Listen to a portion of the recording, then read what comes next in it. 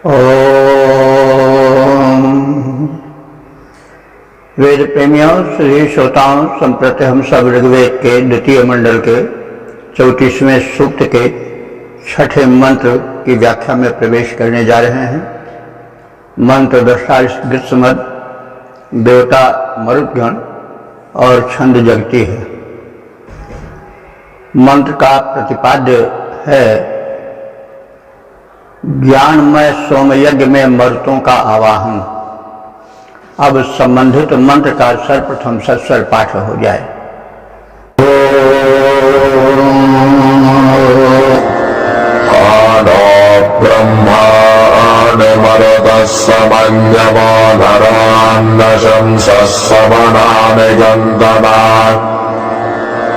अश्वामिमपित्यदधेनुमोदनिकर्ताभिजं दरिद्रे वाजपेशसाम्।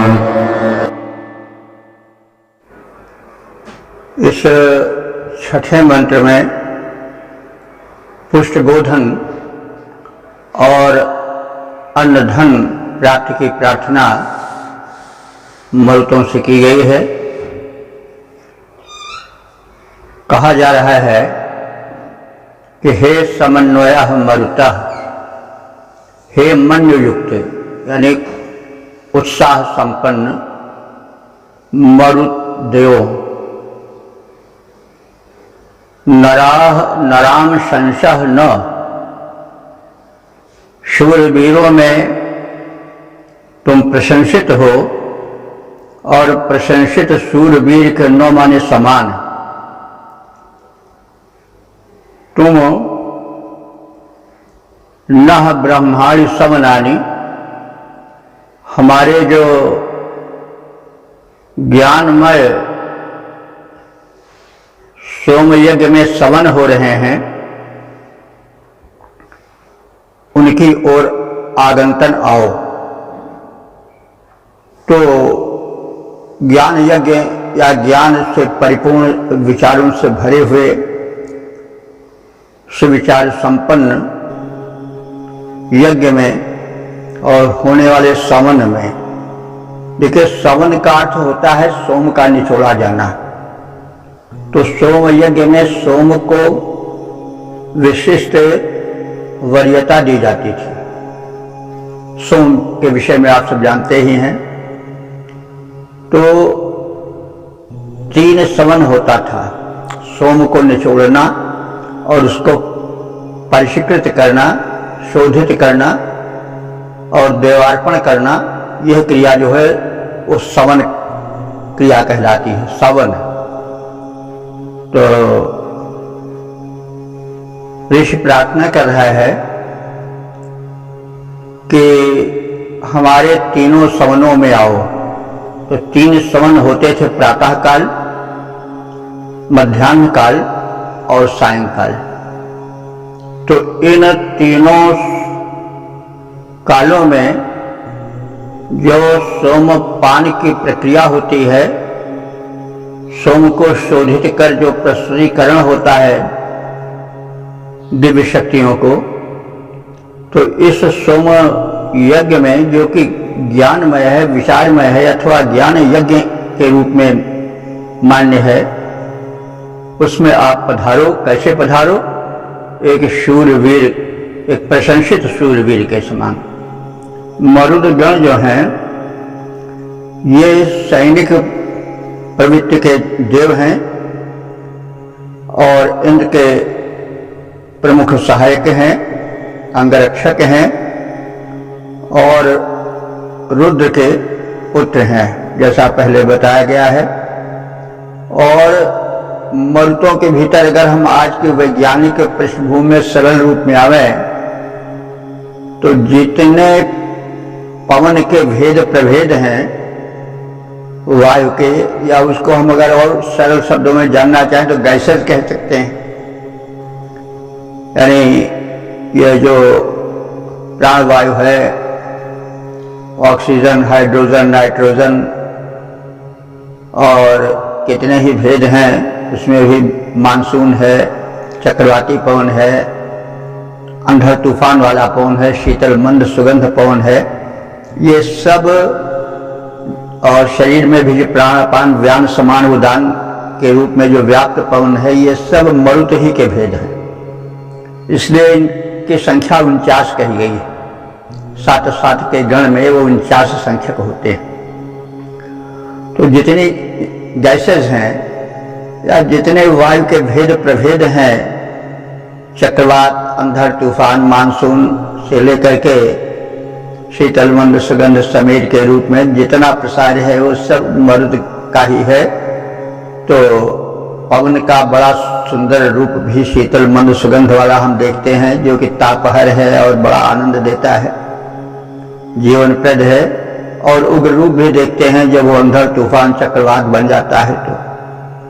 तो ये प्रकृति की विशेषता है कि प्रकृति में एक ओर प्रचंडत्व है, दिल दहला देने वाला तत्व है, तो दूसरी ओर शीतल शांत स्वरूप भी है।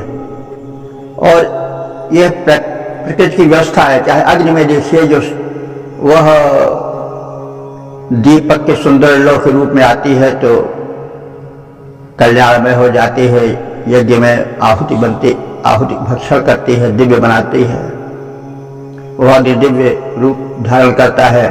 और वही जब दावानल बन जाता है और वही जब भयंकर विस्फोट के रूप में ज्वालामुखी आदि के रूप प्रकट होता है तो कितना भयंकर होता है। तो हमारे यहाँ जो शक्तियां हैं वो कोमल भी हैं और कठोर भी हैं। इसी तरह से व्यक्तित्व को भी गढ़ा जाना चाहिए, क्योंकि ये प्रकृति की व्यवस्था है। तो न तो हरदम उग्र बने रहना चाहिए और न बिल्कुल उग्रता को छोड़ करके बिल्कुल शीतल ही बना रहना चाहिए।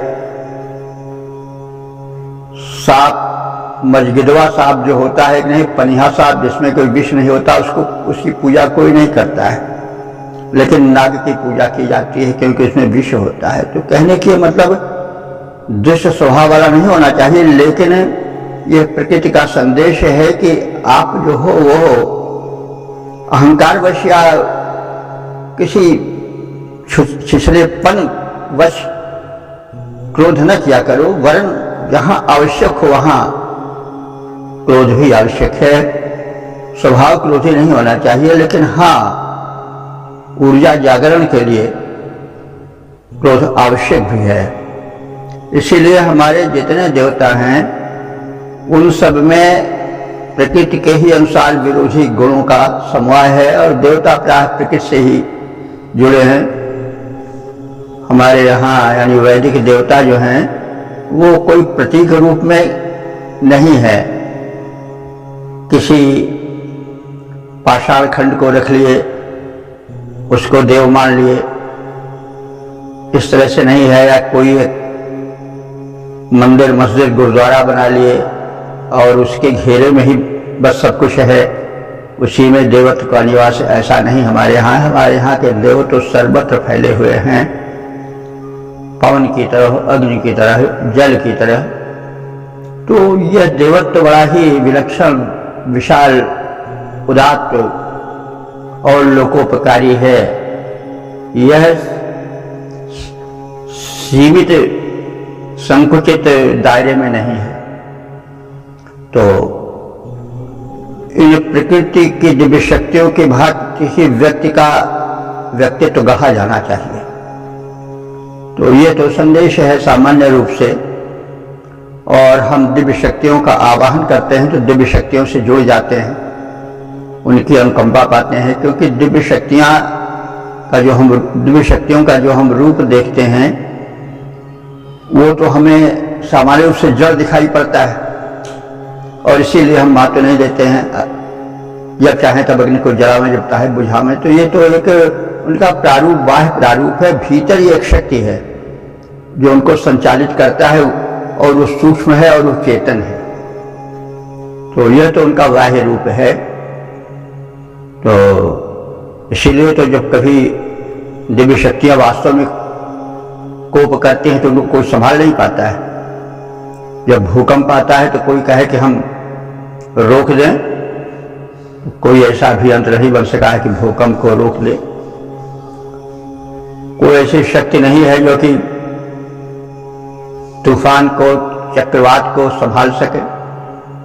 तो ये दिव्य शक्तियां हैं और ये इन्हीं दिव्य शक्तियों से हमारा जीवन भी, हमारा शरीर भी बना है। तो उनका अनुकरण करना चाहिए। सच्चे देव यही हैं। तो वैदिक देवताओं की पूजा पुनः होनी चाहिए। वैदिक संदेशों से ही सारे धर्म प्रारंभित हुए, विकसित हुए।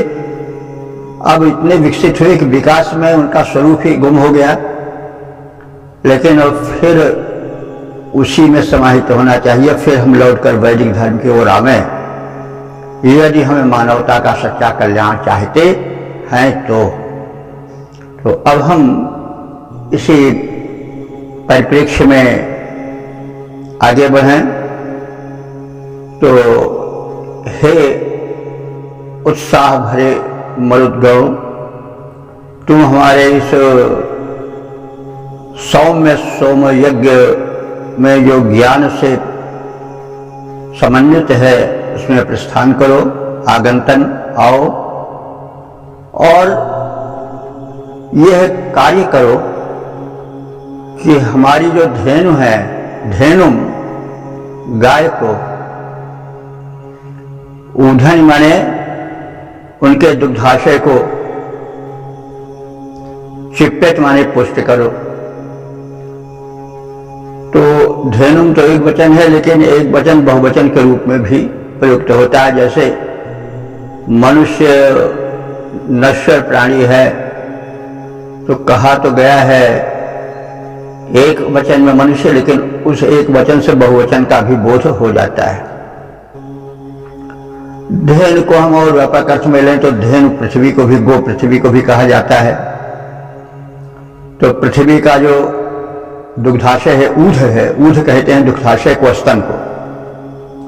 वो क्या है? उसकी उपजाऊ शक्ति है। तो इस धरती की उपजाऊ शक्ति को बढ़ाओ, ऐसा भी कह सकते हैं। देखिए, सब बड़ा वैज्ञानिक है। जो परागण होता है उसमें मरुद्गण का बड़ा हाथ होता है। नर मादा तत्व जो है वो होते हैं वनस्पतियों में भी, फलों वृक्षों आदि में भी। तो इनमें परागण कैसे होता है? जब पवन चलता है तो नर पराग जो है वो जाकर के मादा से, यानी इनमें भी नर मादा होते हैं, तो मिल जाता है। तो पवन भी परागण का या उपज का एक कारण बनता है। तो पवन ही तो मरुत है वो भी।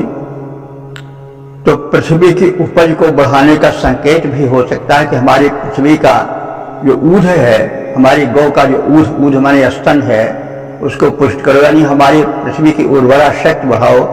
ऐसा भी अर्थ हम निकाल सकते हैं, क्योंकि काव्य में कहा बहुत थोड़ा जाता है और व्याख्या के लिए बहुत बड़ा स्थान छोड़ दिया जाता है। तो वेद मंत्र बड़े सार्थक हैं, बड़े सटीक हैं, बहुत दूर तक का और बड़ा ही व्यापक अर्थ भरे हुए हैं। इसलिए हम उन सब दृष्टियों से देखने की चेष्टा करें। तो हे मरुदेव, तुम आओ और हमारे गायों को दुधार बनाओ, उनको पुष्ट करो और चरित्र माने उपासक को वाज पेशशम, वाज से पेशस माने संपन्न करो, पेशशम संपन्न करने की, धियम कर्त, धिय माने बुद्धि विचार करो, और हमारे बाज को पेशश माने संपन्न समृद्ध करने की धियम कर्त बुद्धि करो। अब बाज क्या है? बाज अन्न के अर्थ में भी आता है। कृषि प्रधान देश की सबसे बड़ी समृद्धि अन्न है, और बाज माने शक्ति भी होता है। इसी से बाज एक पक्षी है, बड़ा शक्तिशाली होता है। बाज आज वो ये संस्कृत का ही शब्द बाज है, तो बाज झपट्टा मारता है तो फिर खाली नहीं जाता है, बड़ा शक्तिशाली पक्षी होता है। और बाज माने अन्य भी होता है, बाजरा शब्द शायद इसी बाज से विकसित हुआ हो।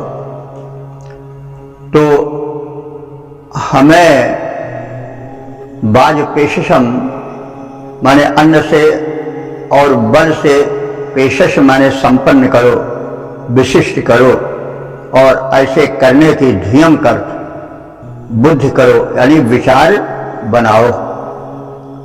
तो हे उत्साही वीर मरुतो, तुम शूरवीरों में प्रशंसित हो, क्षत्रिय प्रकृति को हो, तुम्हारा पराक्रम प्रशस्त है, प्रशंसित है, सुविख्यात है। तो तुम प्रशंसित वीरों के वीरत्व धर्म का निर्वाह करते हुए हमारे इस ज्ञान में सोम यज्ञ के तीनों सवनों में उपस्थित हो और हमारे द्वारा प्रस्तुत सोमपान को स्वीकार करो।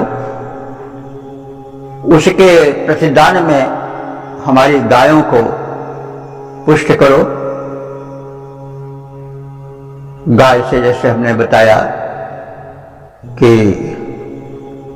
जो है गो धेनु भी हो सकती है, और गो माने धेनु रूप पृथ्वी भी हो सकती है। तो पृथ्वी का स्तन क्या है, उसका उपजाऊपन, तो धरती का उपजाऊपन बढ़ाओ, क्योंकि अभी हमने बताया कि मरुतों के प्रवाह से परागण क्रिया होती है। तो मरुत इस अनुकूलता से प्रवाहित हो कि परागण क्रिया संपन्न हो सके और हमारी धरती पुष्ट बन करके पुष्ट अन्न प्रदान करने में सक्षम हो। और हमारी धेनुएं हैं, वे भी दुग्ध देने वाली। ये दो धन थे जिनकी चाह ऋषियों की थी, इससे जीवन संपन्न होता था। तो इसका पद्य रूपांतरण देखें। हे उत्साही मरुतों वीरों, मेरे सोम सत्र में आओ। सत्र माने यज्ञ। सोम सत्र में आओ, परम प्रशंसित शूर वीर जो, शोभा विपुल बढ़ाओ। चुस्त दुरुस्त घूटकारियों, गायों को पुष्ट बनाओ। पुष्ट अन्न द्वारा उपासकों की समृद्धि बढ़ाओ। ओम वेद प्रेमियों, सुधी श्रोताओं, संप्रति हम सब ऋग्वेद के दूसरे मंडल के 34वें सूक्त के 7वें मंत्र की व्याख्या में प्रवेश करने जा रहे हैं। मंत्र दुष्टारिष्मद देवता मरुद्गण और प्रयुक्त छंद जगती है। संबंधित मंत्र का प्रतिपाद्य है मरुतों से वीर ज्ञानी पुत्र, वीर सैनिक, धन और बल संपन्न राष्ट्र की कामना। अब संबंधित मंत्र का सर्वप्रथम सस्वर पाठ हो जाए।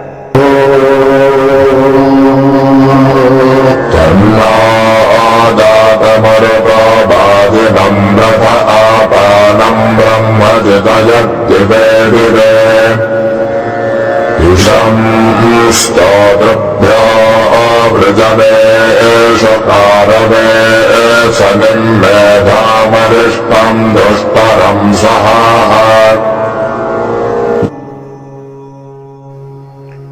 इस 7वें मंत्र में मरुत देवों से ज्ञानी पुत्र, धन धान्य पूर्ण परिवार, वीर सैनिकों से युक्त राष्ट्र और बलिष्ठ शरीर की कामना की गई है। तो इस प्रकार से व्यक्तिगत जीवन, समाजगत जीवन, परिवारगत जीवन, राष्ट्रगत जीवन सब के पुष्ट होने और समृद्ध होने की प्रशस्त कामना और प्रार्थना समर्थ मरुदगणों से की गई। तो सम्राट आदि देखते हुए बढ़ें। मरुत हो हे मरुद वीरो, हमें तुम प्रदान करो क्या? रथे वाजेनम, रथ में बैठने योग्य रथी वीर पुत्र को, और दिवे दिवे माने दिन दिन में यानी प्रतिदिन, अपापम ब्रह्म चितयत, वे हमारे पुत्र निरंतर ब्रह्म चिंतन यानी ज्ञान संवर्धन में संलग्न रहे। ऐसे पुत्र न हो जो कि केवल धरती के भार स्वरूप हो, जनसंख्या वृद्धि मात्र बनकर रह जाएं, बल्कि वे वीर हों, रथी वीर हों, महारथी हों, साथ ही साथ वे ब्रह्म चिंतन परायण आध्यात्मिक भावना से भी उत्प्रेरित और समृद्ध हों। इसके साथ ही साथ तम ईशम, हमको वह इश कहते हैं अन्न को, उस पोषक अन्न को भी प्रदान करो जिससे हमारा शरीर पुष्ट हो। और यह सब स्तोत्रेभ्य न रात, हमारे स्तुतिकर्ताओं पुरोधाओं को दो, हमें भी दो। ब्रजनेशु कारवे, और ब्रजन कहते हैं युद्ध को, और ब्रजनेशु सप्तमी बहुवचन है। युद्धों में अपने कारवे माने पराक्रम को दिखाने वाले राष्ट्र रक्षक वीर सैनिकों को भी दो। और हे दाता मेधाम, हम सबकी मेधा को, बुद्धि को अरिष्ट माने अक्षय करो। अक्षय का मतलब हुआ हमारी सबकी बुद्धि कभी भ्रष्ट न हो, नष्ट न हो, निरंतर उसमें विचारशीलता और पौष्टिकता, सक्रियता बनी रहे। दुष्टरम सह, और हमें वो शारीरिक बल भी दो जो दुष्टर हो, जिसका कोई पार न पा सके, यानी वह अजेय हो। ऐसा सह माने बल, ऐसा हमें शारीरिक बल भी दो। इस तरह से व्यक्तिगत रूप से हम शारीरिक रूप से पुष्ट हों, बलशाली हों, बुद्धि से भरे पड़े हों, अक्षय बुद्धि हो।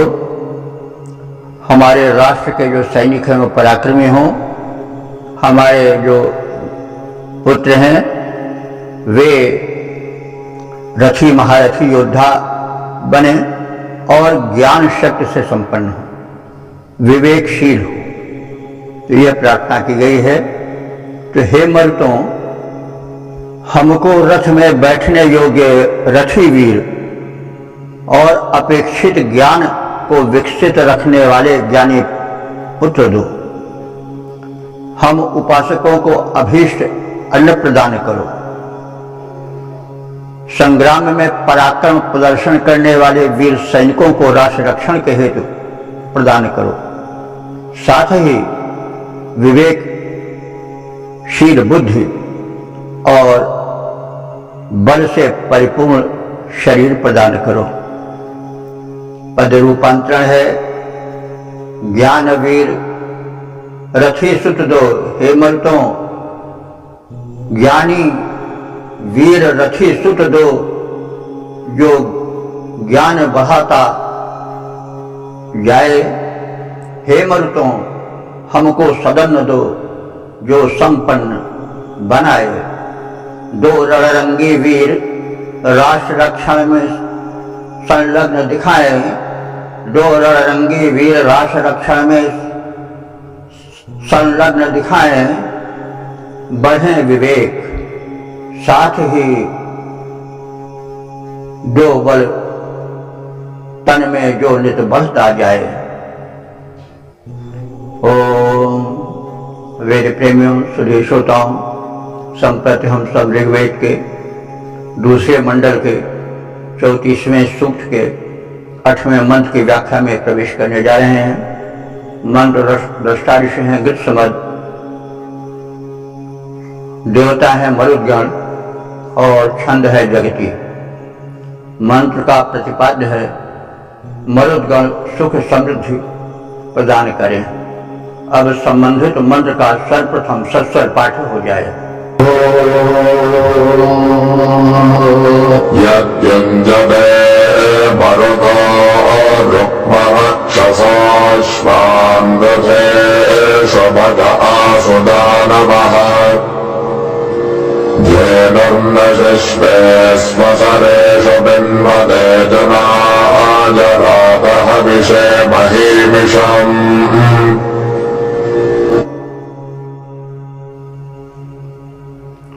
इस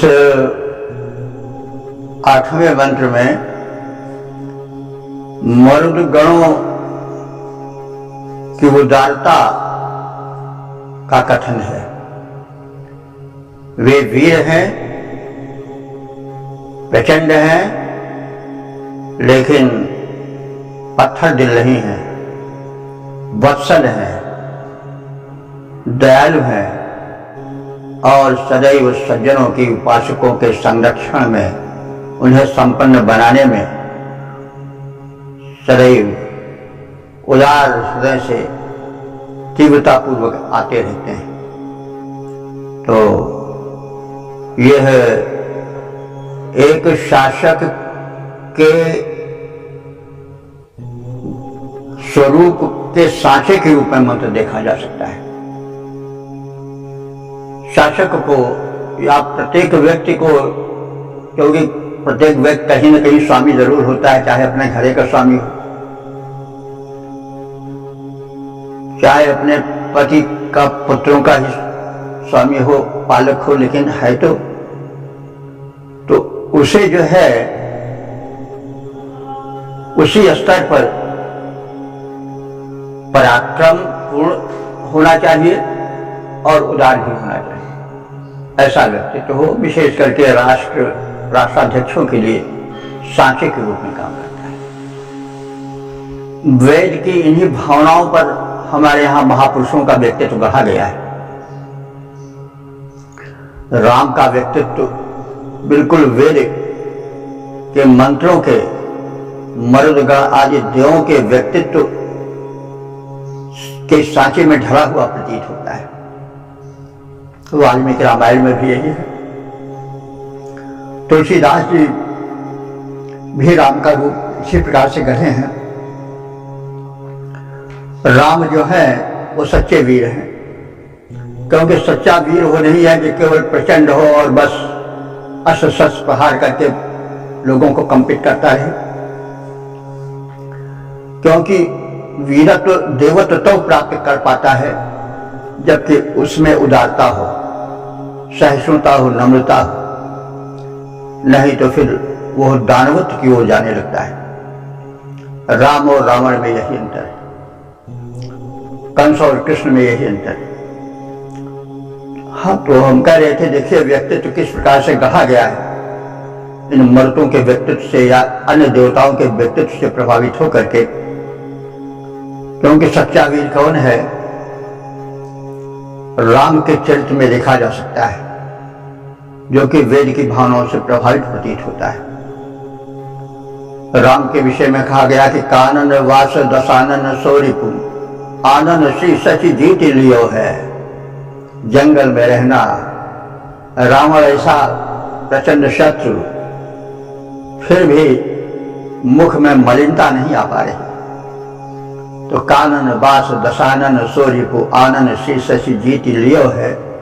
बाल महाबलशाली दलो उन्हीं पाल सुग्रीव ही राज दियो है। अपना नहीं लिया राज्य, सुग्रीव को दे दिया। तो बाल महाबलशाली दलो पुनि पाली सुग्रीव ही राज दियो है। और तीय हरि रन बंधु परो पर भयो शरणागत सोचे ही है। स्त्री का हरण हो चुका है, लक्ष्मण ऐसा भाई युद्ध में मूर्छित पड़ा है, लेकिन राम आंसू बहा रहे हैं, चिंतित हो रहे हैं। तो किसके लिए? एक शरणागत विभीषण के लिए कि बन कानन जई हैं शाखा मृग, हाँ पुनि बंधु संघाती, हुई है कहाँ विभीषण की गति, रही सोच भरी छाती। हाय अब क्या होगा, हमारा बंधु नहीं रहा लक्ष्मण, तो मैं भी नहीं रहूंगा, मैं भी अपने भाई लक्ष्मण की राह पकड़ लूंगा, यानी शरीर छोड़ दूंगा। और ये जो वानर हैं, ये जहां से आए हैं वन में, फिर वृक्षों पर वास करने लगेंगे। लेकिन हुई है कहाँ विभीषण की गति, शरणागत विभीषण की क्या दशा होगी, रावण उनको किस प्रकार सताएगा, कौन उसकी रक्षा करेगा। तो राम की छाती इस कारण से जल रही है, भाई पर उतने चिंतित नहीं है, तो शरणागत पर। तो मतलब ये गुण है महापुरुषों का, ये वेद के देवताओं के सांचे में ढला हुआ। कानन बास दसानन सोरी को आनंद सी सच जीत लियो है, और बाल महाबलशाली दलो उन पारी सुग्रीवन ही राज्य दियो है। तीय हरि रणबंधु पयो पर भयो शरणागत सोच हियो है, और बाह पगार उदार अपार कहाँ रख वीर सो वीर बियो है। बियो मैंने दूसरा वीर और कौन पैदा हो सका है राम के समान। तो मतलब यह जो वीरत्व का सांचा है वो वैदिक सांचे से जो है वो गुण लेकर के निर्मित किया गया है। तो यहां पर इस मंत्र में यह दिखाया गया है कि जो मरुदगण है परम पराक्रमी है, प्रचंड है, जब बन जाते हैं तूफान अंधर तो वृक्षों को उखाड़ते चले जाते हैं और प्रलय मचा देते हैं। लेकिन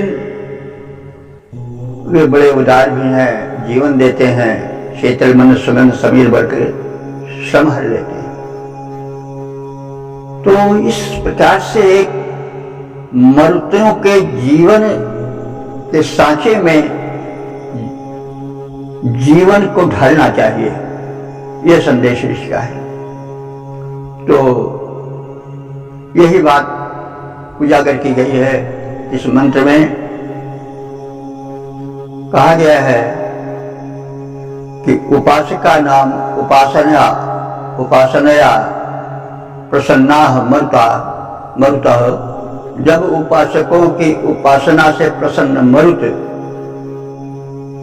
प्रस्थान करते हैं तो उनका प्रस्थान किस आतुरी से भरा होता है कि हम चल करके भक्त को, शरणागत को आश्रय दें। उस आतुरता को इसमें देखने योग्य।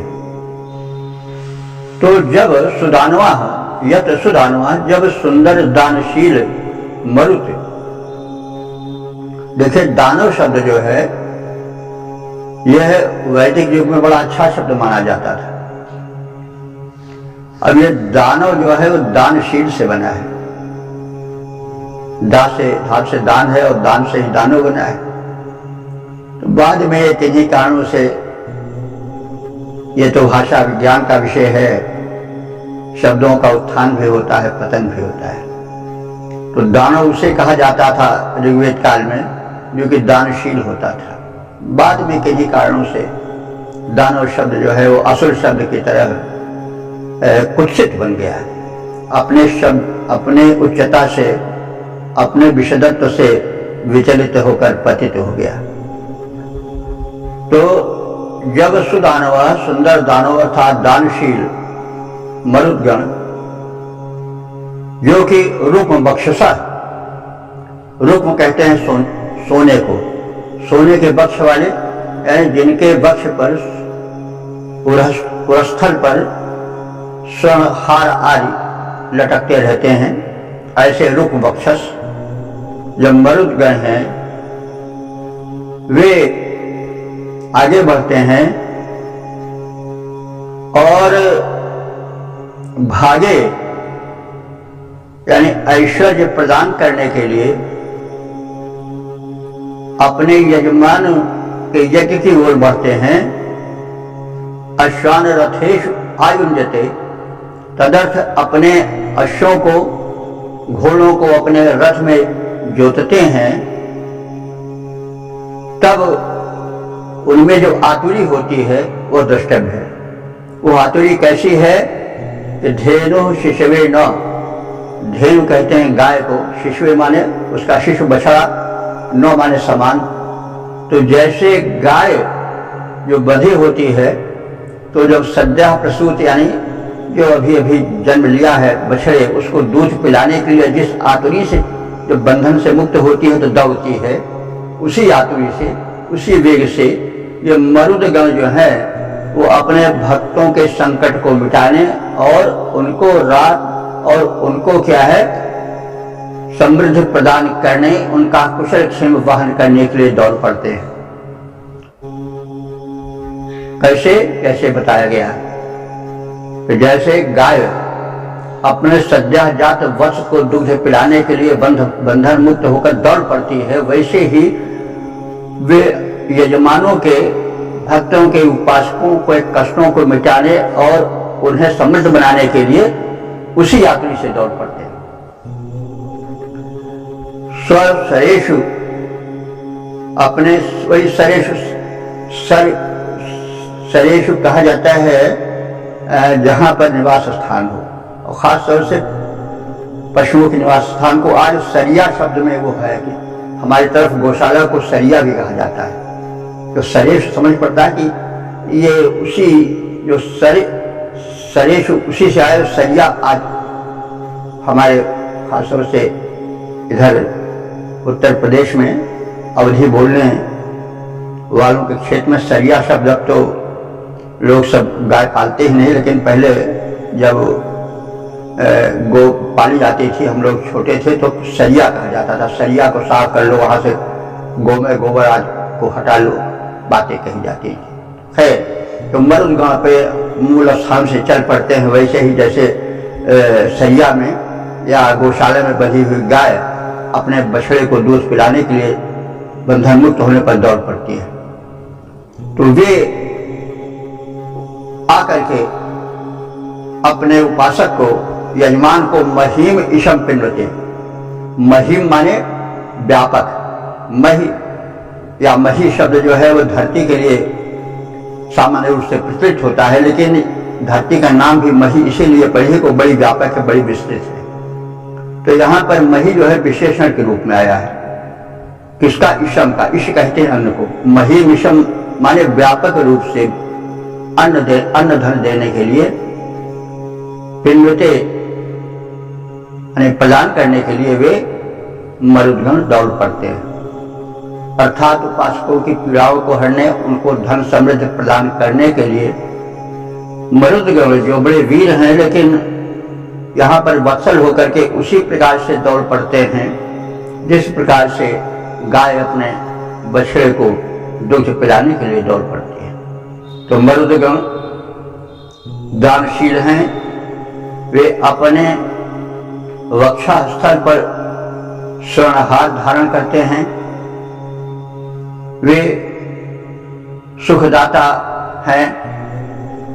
यजमान के पूजन यजन से प्रसन्न होकर के उन्हें ऐश्वर्य प्रदान करने के निमित्त जब वे दानवीर मरुदगण प्रस्थान करते हैं और तदर्थ अपने रथों में अश्वों को जोतते हैं, तब उनमें वही आतुरी रहती है जो गाय में बछड़े को दुग्ध पिलाने की होती है। यानी तब जैसे गाय बछड़े को दुग्ध पिलाने के लिए आतुर होकर दौड़ पड़ती है, उसी प्रकार से ये मरुदगण हविष्यान से प्रसन्न होकर, उपासना से प्रसन्न होकर यजमान की दिशा में चल पड़ते हैं और उन्हें प्रचुर अन्न धन संपदा से परिपूर्ण करते हैं। उनके समग्र आपत्तियों से उनकी रक्षा करते हैं, उनको समृद्ध संपन्न सुखी बनाते हैं। अध रूपांतरण है। दानी मरुद वक्ष में कंचन हार धार शोभा पाते, वे दाता यजमान कृत्य से जब प्रसन्न है हो जाते। निज बछड़े को दुग्ध पिलाने गायें आ जाती जैसे, भक्तों को संपन्न बनाने मरुद वृंद आते वैसे। ओम वेद प्रेमियों सुधीर श्रोताओं, संप्रति हम सब ऋग्वेद के दूसरे मंडल के 34वें सूक्त के 9वें मंत्र की व्याख्या में प्रवेश करने जा रहे हैं। मंत्र दृष्टा ऋषिगीत समझ देवता मरुद्गण और छंद व्यक्ति है, प्रतिपाद्य है। घातक दुष्ट शत्रुओं को नाश करने की मरुद्गणों से प्रार्थना। अब संबंधित मंत्र का सर्वप्रथम सस्वर पाठ होता है।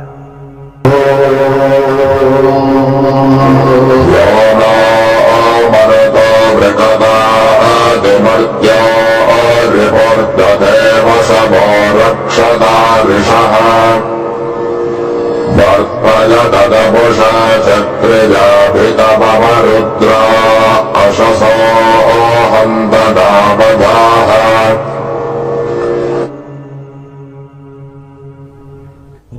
इस नवे मंत्र में मरुद गणों से प्रार्थना की गई है कि वे हिंसक क्रूर दुष्ट दानवी शक्तियों को उखाड़ फेंकें। जो कहा गया है ऋषि द्वारा, वसवः मरुतः, वसवः माने आश्रय देने वाले, वास देने वाले, निवास देने वाले। तो हे वसवः मरुतः, हे आश्रय प्रदायक दाता वीर मरुतों।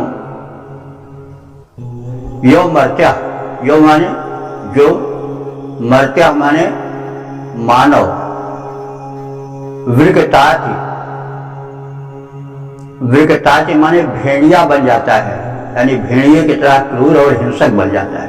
देखो वृग माने भेड़िया होता है, तो अब वृगताति यहाँ यार भेड़िया बन जाना, इसको हम नाम धातु भी कह सकते हैं। तो वृगताति माने भेड़िए की तरह आचरण करने वाला। तो भेड़िया का आचरण क्या होता है, घाट लगा करके वो आक्रमण करता है और चीर फाड़ डालता है, चीर फाड़ कर शिकार को मार डालता है, क्रूर होता है, दया नहीं होती।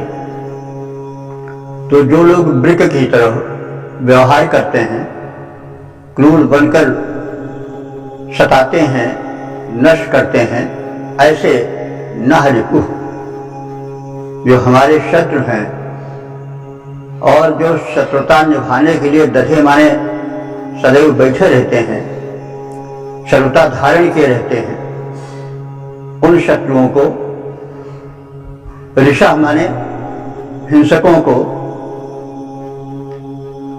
वृकतुल्य हिंसकों को मारो और रक्षत, उनसे हमारी रक्षा करो। और हे मरुद्गणों, तम तपुषा चक्रिया अभिवर्तयत, उनको, तम माने उनको, यानी उन दुराचारियों को, तपुषा, तपुषा चक्रिया, तपुषा माने संतप्त कर देने वाले, चक्रिया माने चक्र नाम के अस्त्र द्वारा, उनको अपने चक्र अस्त्र से, जो कि दुष्टों को संतप्त कर देने वाला है, उससे उनको अभिवर्तयत माने घेर कर नष्ट कर दो, घेर कर ढेर कर दो उनको। रुद्राह, रुद्र कहते हैं एक देवता है, लेकिन उसका जो शब्दार्थ है व्युत्पत्ति पर कोई है कि रोदयति, रुद्र धातु से बना है रुद्र, रोदयति दुष्टान इति रुद्र। तो यहाँ पर मरुतों को रुद्र कहा गया है। हे दुष्टों को रुलाने वाले, कोप करने वाले मरुतो, अथवा हे रुद्र के पुत्र, रुद्र भी कहा जाता है। रुद्रों के पुत्र होने के कारण रुद्रगणों को, तो हे रुद्र के पुत्रों, रुद्रियों अथवा रुद्र रूप धारण करने वाले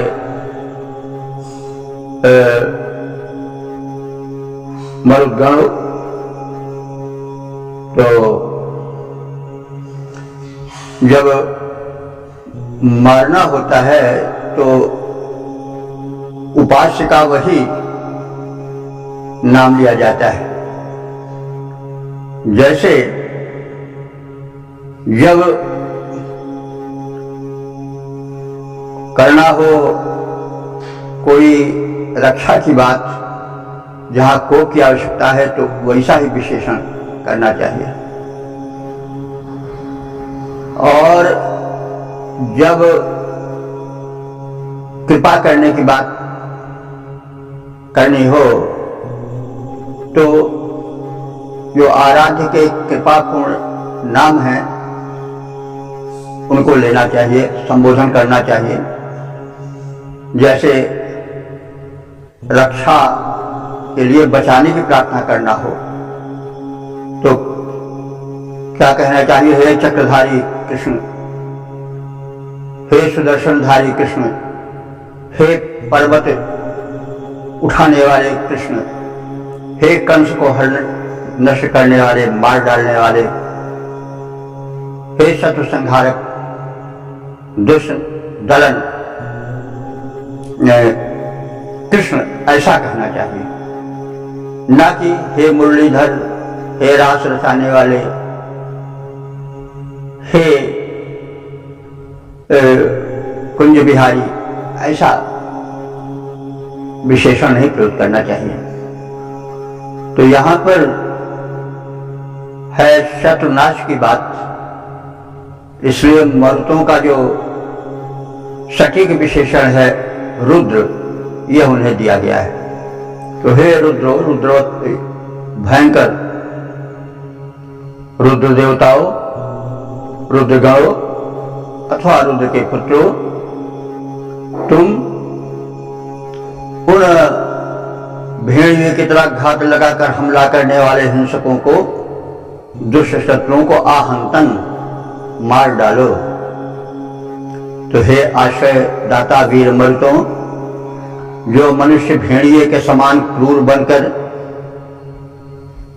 हमारे शत्रु बनकर घात लगाए बैठे हों, उन हिंसकों से हमारी रक्षा करो।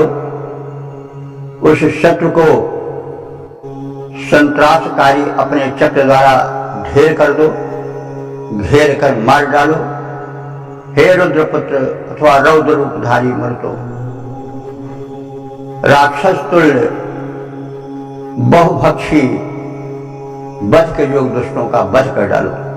यहां भी कहा गया रुद्रा, हे रुद्र, अशशः माने जो बहुत खाते हों, यानी दानवत जो भोजन करते हों, वे भी एक दोष है, इसलिए बहुत बहुभक्षी नहीं होना चाहिए। अशशः जो बहुभक्षी दानों की तुल्य खाने वाले हैं, और बध्या जो वध कर देने योग्य हैं, ऐसे दुष्टों को आहंतन माने मार डालो, वध कर डालो। तो वही हे आश्रय दाता वीर मरुतों, जो मनुष्य भेड़िए के समान क्रूर बनकर हमारे शत्रु बनकर घात लगाकर भेड़िए की भांति बैठे रहते हैं, उन हिंसक शत्रुओं से हमारी रक्षा करो। उस शत्रु को संत्रासकारी चक्र द्वारा घेर कर नष्ट कर दो। हे रुद्रपुत्र अथवा हे भयंकर मरुतों, राक्षस तुल्य बहुभक्षी वध योग्य दुष्टों का वध कर डालो, यह आपसे प्रार्थना है। पद रूपांतरण देखें। क्रूर भेड़िए सा बैठा हो जो अरिघात लगाए, क्रूर भेड़िए सा बैठा हो जो अरिघात लगाए, उस हिंसक से हमें बचाओ, हानि न होने पाए। बहुभक्षी उस नर पिशाच पर दारुण चक्र चलाओ, बद्ध दुष्ट को आश्रय दाता मरुतों मार गिराओ। बद्ध दुष्ट को आश्रय दाता मरुतों मार गिराओ। ओम वेद प्रियों सुधी श्रोताओं, संप्रति हम सब ऋग्वेद के दूसरे मंडल के 34वें सूक्त के 10वें मंत्र की व्याख्या में प्रवेश करने जा रहे हैं। मंत्र दृष्टा समर्थ देवता मरुद्गण और छंद जगती है।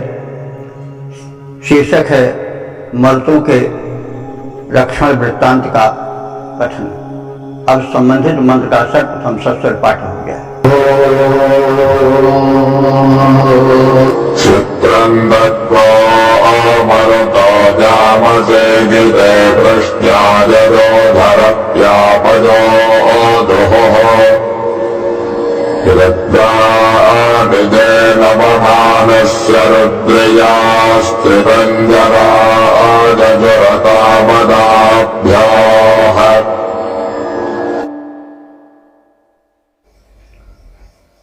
इस 10वें मंत्र में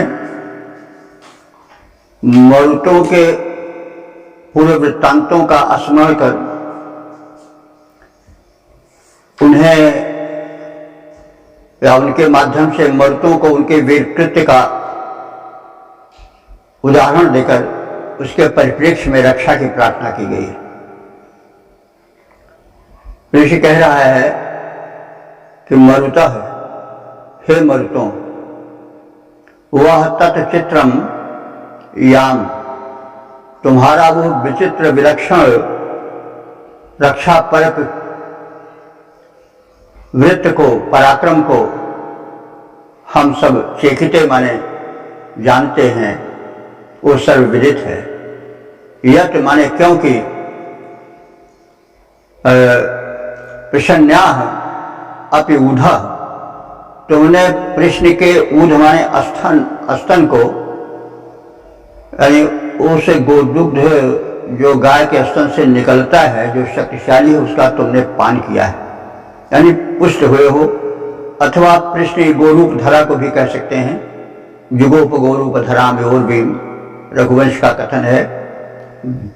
जो गाय है वो धरती है और धरती गाय का रूप धारण करके आती है, और जो रक्षक शक्ति है, चाहे वो विष्णु हो, रुद्र हो, चाहे मरुद्गण हो, उनसे प्रार्थना करती है, क्योंकि गोवध्या है और वो रक्षिता है। भारतीय संस्कृति में गायों की बड़ी महत्ता है।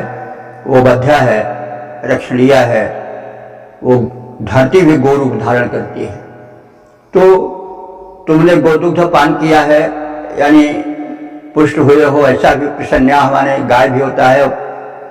जो चितकबरी गाय होती है उसको कृष्ण कहते हैं, और कृष्ण में भी चितकबरी तमाम मिट्टियाँ होती हैं और तरह तरह से रंग बिरंगे मनुष्य और प्राणी रहते हैं, इसलिए पृथ्वी को भी कृष्ण कहा जाता है। और गोरूप धराम, और जो धरती है, पृथ्वी है, वो गाय रूप धारण करती रहती है, ऐसी भी मान्यता है भारतीय संस्कृति में। और देवताओं से संरक्षण हेतु धरती जब चलती है तो मानवीकरण रूप में उसे गाय के रूप में देखा गया है, ये आप सब जानते हैं। तो हे मरुद्गणों, तुम धरती से पोषकत्व लेकर अथवा गोदुग्ध से पोषकत्व प्राप्त करके अदाभ्य न दबने वाले तुम, जब शत्रु पर आक्रमण करते हो तो उससे भक्त की रक्षा होती है। रुद्रिया, हे रुद्र के पुत्रों वीर मरुतो,